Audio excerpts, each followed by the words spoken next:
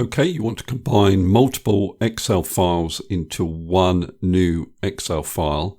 Now in this example, I'm going to assume that the data in each of the workbooks is in a table. I'll show you what I mean by that. And if this isn't the case, if you're not using tables, I'll leave a link in the description to another video that shows you an alternative method. But anyway, I'll go into this workbook. Now to put the data in a table, you just click somewhere in it and then use the shortcut key Control-T.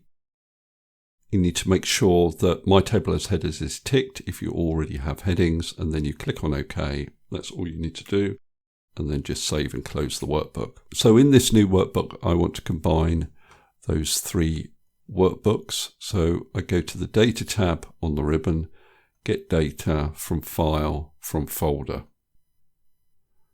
Then I just need to navigate to the folder, select the folder and click on Open. Then in this window, I go down to this Combine button and click on it and choose Combine and Load. You need to select the table that appears in this list. Might have a different number to the number I'm showing there, and then just click on OK.